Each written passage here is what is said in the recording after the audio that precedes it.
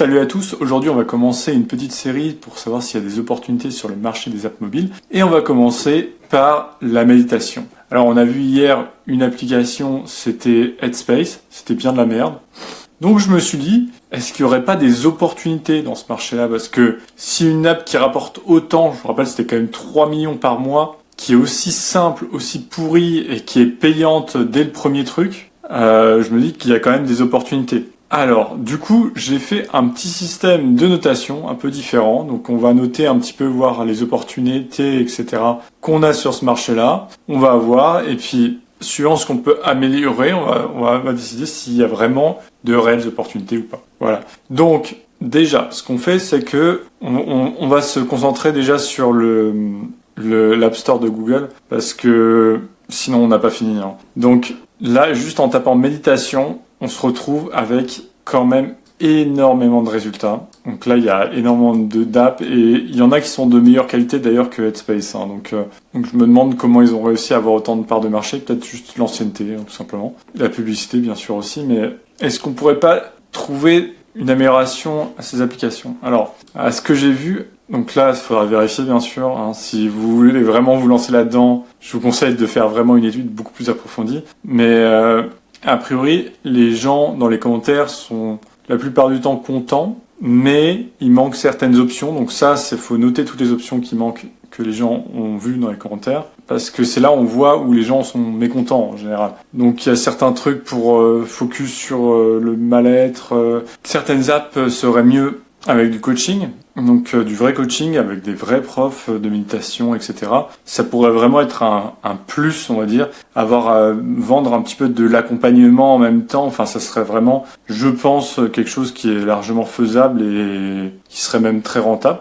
Alors, j'ai pas vérifié toutes les apps, hein, j'en ai téléchargé certaines, j'ai regardé certaines, la plupart. On va dire que j'en ai vu aucune qui proposait ce genre de choses. Ensuite, il y a quelque chose de très important, c'est que actuellement, avec les IA, on a aussi des opportunités. Et là, encore une fois, j'ai trouvé aucune app qui avait lié IA et méditation. Donc on peut pas avoir par exemple des méditations personnalisées.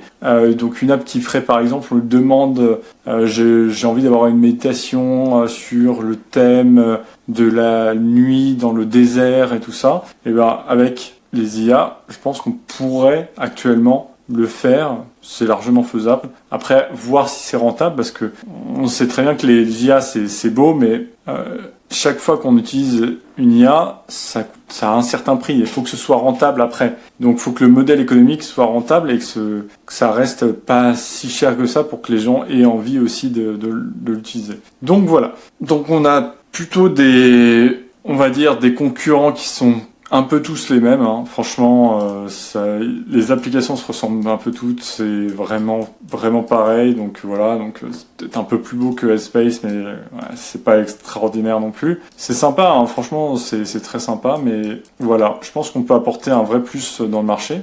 Alors, du coup, on va commencer la notation. Alors, rentabilité de la concurrence. Alors ça, je l'ai vérifié, hein, même pour une salle calme, 900 000 par mois. Headspace, on était à 3 millions. Petit Bambou, ils sont à 200 000, alors qu'ils sont francophones, quasiment exclusivement. Je pense qu'il y a vraiment moyen d'avoir une bonne rentabilité, surtout avec du coaching en réalité. Ça peut être un peu plus chiant à mettre en place, ça demande une structure, ça demande des employés et tout ça, mais derrière, ça peut être beaucoup plus rentable. Après, ça c'est à voir. Bref, donc rentabilité à la concurrence, sur 20, on peut mettre un petit 17, parce que c'est quand même assez rentable. Demande du marché, pareil, hein, il y a une très grosse demande, il y a énormément de téléchargements. Saturation du marché, malheureusement, là, on va mettre un 9 sur 20, parce que c'est très saturé quand même le marché. Monétisation potentielle, là, on est sur je mettrais 16, parce qu'il y a quand même... Alors, il y a beaucoup de schémas de monétisation différents, mais c'est un peu tous les mêmes. Pourquoi pas aussi se différencier sur le type de monétisation. Alors pour ce qui est le coaching, c'est facile à monétiser, hein. Personne s'attend à avoir un coaching gratuit et prendre des cours comme ça gratuitement. Mais ça peut être une idée, quoi. Pour ce qui est par exemple de générer des méditations avec une IA, ça peut être aussi monétisé peut-être par un abonnement mensuel. généralement, le mieux, les gens préfèrent de l'illimité. Hein. Sur les abonnements IA, il y a souvent des trucs qui sont avec des crédits et tout ça. Ça, c'est une véritable horreur. Je vous le déconseille fortement parce que les gens aiment, même s'ils utilisent moins de crédits, mettons que on est 100 crédits par mois et qu'en moyenne ils vont utiliser que 30 crédits, ils préféreront avoir l'illimité. Alors ça peut être un moyen d'augmenter bien sûr le prix, mais les gens sont pas dupes. Hein. Ils aiment bien avoir l'illimité, donc peut-être mettre d'autres features dans d'autres types d'offres. Mais je déconseille les crédits, c'est plutôt mal vu. Opportunité d'amélioration du coup. Alors, donc déjà pour le potentiel marché et monétisation, on a 14,5 parce que quand même la concurrence est quand même présente. Mais il y a de quoi faire, on va dire. Il y a quand même 3 apps qui font de la pub en France pour le mot-clé méditation. Donc c'est quand même pas mal. Après je sais pas si c'est quelque chose d'énorme ou pas, mais bon, ça veut dire que ça doit coûter quand même. Ça va pas être si donné que ça de faire de la pub, on va dire. Ensuite, les opportunités d'amélioration. Alors là, moi, je vais mettre un petit 18 parce que je trouve que vraiment, il y a de quoi faire actuellement. Technologie disponible. Bah, les IA et tout ça, c'est disponible actuellement. Donc, à voir s'il y en a qui collent parfaitement, si c'est facile à mettre en place. Ça, faut voir. Mais bon, on peut mettre 15, voilà. Barrière à l'entrée. Il y a une certaine barrière à l'entrée technique, bien sûr. Il faut savoir le faire. Il faut savoir implémenter des IA. Mais même, je dirais que si tu es développeur actuellement dans une boîte, c'est vraiment bien de faire ça en side project. Parce que le jour où tu voudras avoir un nouveau boulot, d'avoir réussi à implémenter de l'IA, ça peut intéresser énormément de boîtes. Et ça, c'est un bon side project. Donc, si tu n'as jamais fait de projet sur l'IA ou si, voilà, je pense que ça peut être un très bon side project. Donc, barrière à l'entrée, on va mettre 14 parce que il y a quand même pas mal de gens qui savent le faire. On n'est pas non plus sur quelque chose qui est très difficile. Le coût pour du coaching, ça serait quand même assez élevé, mais on peut commencer en le faisant soi-même ou en ayant quelqu'un qu'on connaît qu'on rémunère à la séance de coaching. Donc ça nous coûte rien dans l'absolu s'il ne nous rapporte rien. Ou je sais pas, peut-être sur Fiverr, truc comme ça. Bon, ça peut être pour le lancement, ça peut être quelque chose. Après, bon, sur le long terme, il faut quand même avoir des gens sérieux, je pense. Coût de développement. Bah là, en fait, ça dépend si vous êtes développeur ou pas. Donc, si vous êtes développeur, ça va être du temps. Donc ça va être un coût d'opportunité. Je dirais que en mettant que 20, c'est quelque chose qui va rien coûter et 0, c'est quelque chose qui va coûter beaucoup trop cher. On peut mettre un petit 11 parce que ça demande quand même un peu de temps, je pense, à faire. Allez, 12. Peut-être pas si compliqué que ça. Alors ensuite, facilité d'acquisition d'utilisateurs. Là, alors c'est un gros marché, il y a énormément de monde, mais est-ce que c'est si facile que ça sur le marché de l'app ? C'est pas toujours facile. Le mieux, c'est d'avoir des réseaux sociaux, hein, donc Twitter, YouTube, TikTok, pour promouvoir un petit peu notre application. Ça peut être sympa de documenter un petit peu la création de l'application sans forcément donner le code source, etc.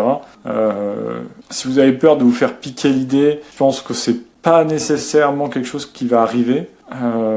Disons que les gens, en fait, ont pas trop intérêt à reprendre une idée de quelqu'un fait parce que ça serait directement faire quelque chose où il y a un concurrent et ils savent même pas si ça va marcher et ils auront déjà un concurrent. Donc, je suis pas sûr que les gens vont s'intéresser forcément à votre idée, mais peut-être à votre projet. Et là, si ça marche, par contre, oui, là, il y a une possibilité d'avoir de la concurrence, mais il y aura toujours de la concurrence quand quelque chose marche. Donc facilité d'acquisition, on peut mettre un petit 13 parce que avec des réseaux sociaux, peut-être même du partenariat avec des chaînes qui sont liées à la méditation, etc. Bon, ça demande un certain budget, bien sûr, mais des fois, pour lancer quelque chose, on est obligé quand même d'investir un minimum. Alors, si vraiment votre app est de vraiment de bonne qualité, que vous y croyez et tout ça, là, vous pouvez commencer à mettre un petit peu dans de la pub et dans de la sponsor d'influenceurs, on va dire, qui peut coûter assez cher. Rétention des utilisateurs. Bah là, j'ai l'impression qu'il y a une bonne rétention, hein, parce qu'on l'a vu par exemple sur Headspace, qui est une application complètement merdique et qui se retrouve quand même avec encore même qui arrive encore à attirer des utilisateurs, qui fait autant d'argent, etc. Donc je pense qu'il y a une bonne rétention. pour avoir testé dans le passé une application de méditation, quand tu as ton petite application, tes petites habitudes, généralement tu changes pas. Hein. Tu gardes la même, tu vas pas toutes les 5 minutes télécharger une nouvelle, à part si tu es vraiment mécontent qu'il y a un problème. Donc je pense que là on peut mettre du 15 ans. Différenciation, innovation. Alors c'est là où il peut y avoir des problèmes. Moi je vous ai donné quelques pistes à vous après de voir. Je suis sûr qu'il y a des milliers d'idées qui vont faire que voilà. Pourtant là on voit très bien, il y a plein d'apps, c'est des copier-coller. Hein. Les gens ont fait exactement la même chose, ils n'ont fait que du copier-coller. Donc ça c'est pas bon, hein, faites pas ça. Parce que dans ces apps copier-coller, on va dire, il y en a peut-être 1000 derrière qui sont exactement les mêmes et qu'on voit même pas, qui apparaissent même pas dans le résultat de recherche. Donc ça sert à rien. Donc s'il y a aucun ajout, en fait, ne le faites même pas, en fait. Ne le faites même pas, ça sert à rien. Ou juste pour vous amuser comme ça, mais ça sera sûrement pas un projet rentable. Ne mettez pas d'argent en pub là-dedans, voilà quoi. Donc différenciation, ça peut être assez dur. Donc on peut mettre quand même un 12, même si il y a des opportunités d'amélioration, hein, mais ça peut être dur de les mettre en place, donc soit par l'IA, soit par du coaching, ce que j'ai trouvé en réfléchissant 5 minutes. Mais ça peut être aussi un format de jeu, ça peut être un petit jeu comme ça, donc ça peut être plein de choses. Évolutivité, bon là je trouve qu'il y a quand même pas mal de choses surtout si on part sur de l'IA, il y a quand même pas mal d'opportunités, je pense, qui vont se débloquer. Peut-être même ça pourra être rentable dans le futur parce que les coûts liés aux IA baissent vraiment assez rapidement. Donc peut-être dans le futur faire des petites vidéos liées à la méditation qu'on génère. Donc là, ça serait vraiment pas mal d'avoir ces petites vidéos en même temps pour se concentrer, etc. Enfin, ça peut être vraiment bien. Après, bon, quand on médite, généralement, on regarde pas la vidéo. Voilà, mais ça peut être une idée pour peut-être au début se plonger, se mettre dans l'ambiance. Enfin, je pense qu'il y a plein de pistes d'amélioration. En même temps que l'IA s'améliorera, il y aura énormément de pistes d'amélioration auxquelles on peut peut-être même pas penser actuellement parce qu'on ne connaît même pas encore les technologies qui vont être développées dans les prochaines années. Donc là on peut mettre un petit 17. Voilà. Donc on se retrouve avec une opportunité correcte, on va dire. Là je l'ai pris vraiment parce qu'on avait parlé juste dans la vidéo précédente d'hier, je me suis dit que ça pouvait être une bonne idée de voir s'il y avait une opportunité là-dessus. Donc oui, il y a a priori une opportunité là-dessus. Après, ça reste un marché très concurrentiel. Tout dépend de l'exécution, tout dépend de l'idée, tout dépend du budget aussi, parce que si vous avez un bon budget et que vous avez de bonnes idées et que vous savez bien les exécuter, là ça peut vraiment partir très haut. Après, il faut bien analyser le marché. Je vous conseille de regarder tous les commentaires de toutes les apps, de voir tout ce qui ne va pas et tout ce qui peut être amélioré. Le mieux, c'est aussi d'essayer de trouver des gens qui sont, par exemple, vraiment à fond dans la méditation et leur demander comment se passe leur pratique. Voilà, donc être vraiment au courant de tout dans ce secteur-là. Bien sûr, donc là ça reste un petit peu la base, mais bon, faut le rappeler quand même plutôt que de foncer tête baissée, quoi. Donc voilà, donc je trouve qu'il y a une petite opportunité là-dessus. C'est pas, là je vous donne des pistes de réflexion, bien sûr, hein, c'est pas des conseils, foncez là-dessus, faites ce business-là. On en verra d'autres de toute façon. Sur ce, je vous souhaite une bonne journée ou soirée. À demain. N'hésitez pas à vous abonner pour plus d'idées, on va dire, d'applications. Voilà, bye.